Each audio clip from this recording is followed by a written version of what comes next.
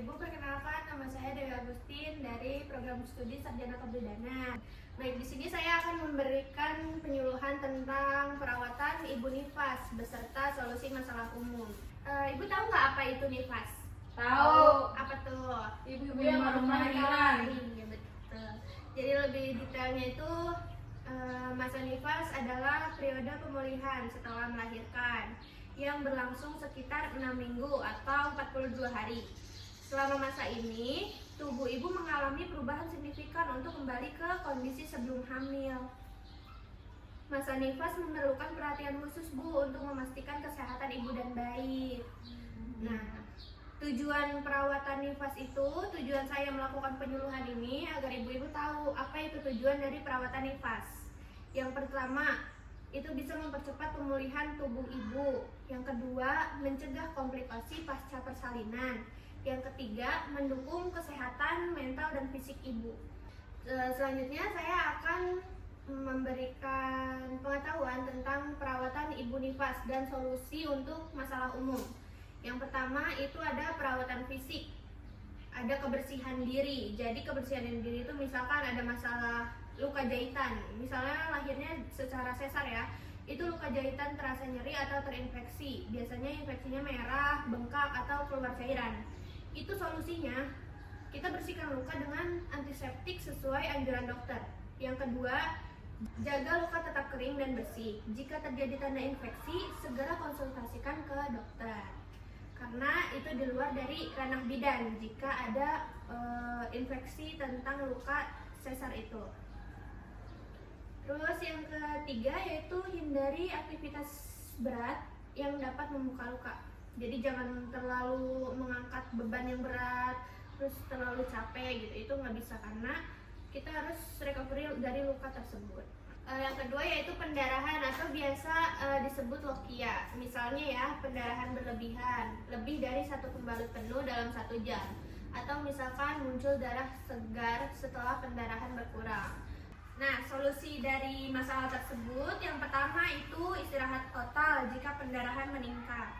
Yang kedua, kayak tadi, hindari mengangkat benda berat. Terus yang ketiga, segera ke fasilitas kesehatan jika pendarahannya tidak terkendali. Selanjutnya itu biasa ada nyeri di perut. Masalahnya nih, rasa nyeri akibat kontraksi rahim atau terutama saat menyusui. Nah, solusinya lakukan teknik relaksasi seperti pernapasan dalam, meditasi lah ya. Terus yang kedua, jika nyerinya sangat mengganggu, gunakan obat penyeri yang direkomendasikan oleh dokter.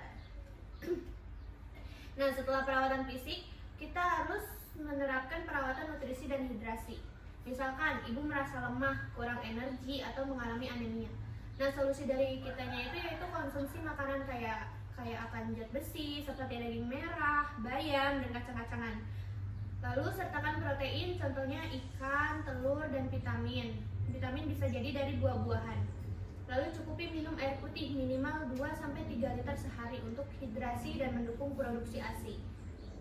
Nah, yang ketiga itu ada menyusui eksklusif. Misalkan ASI tidak keluar atau ibu mengalami puting luka atau lecet.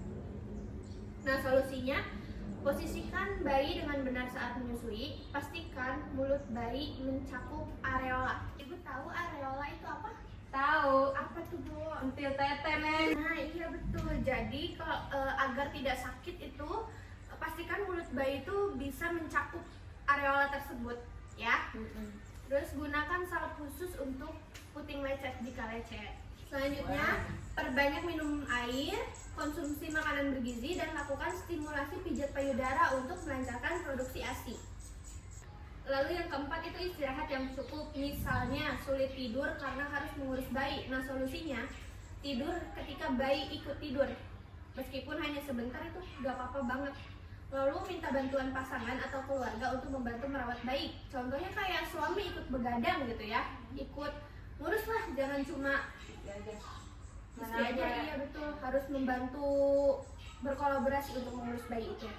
Lalu atur prioritas, hindari melakukan pekerjaan rumah tangga yang berat selama masa pemulihan agar bisa mempercepat pemulihan tersebut.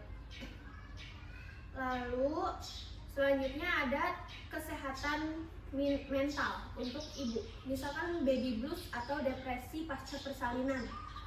Nah, solusinya Diskusikan perasaan dengan pasangan atau keluarga. Mintalah dukungan emosional baik dari orang terdekat atau dari konselor. Konselor itu contohnya bidan atau tenaga kesehatan lain yang bisa memberikan pengetahuan tentang baby blues ini. Tapi jika gejala berlangsung lebih dari 2 minggu, itu bisa diklaim dengan depresi berat. Kita harus mencari bantuan medis secepatnya. Paham Ibu? Paham. Nah, lalu kita ke tanda bahaya pada ibu nifas dan solusinya. Tanda bahayanya nih biasanya jika pada masa nifas, yang pertama itu pendarahan berlebihan, lalu demam tinggi lebih dari 38 derajat Celcius. Yang ketiga, nyeri perut hebat atau bengkak di daerah rahim. Yang keempat, muncul cairan berbau busuk dari organ intim.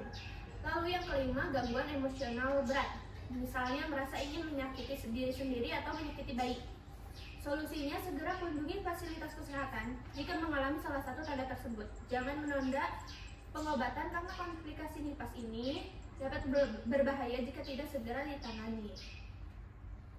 Nah, di sini saya akan memberitahu tentang pencegahan masalah pada masa nifas.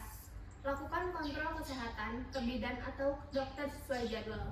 Pastikan dukungan dari pasangan dan keluarga untuk membantu proses pemulihan. Lalu ikuti anjuran tenaga medis untuk perawatan luka, kebersihan, dan pola makan. Paham Ibu-Ibu? Paham. Ada yang perlu ditanyakan? Apa perbedaan baby blues dan depresi setelah melahirkan?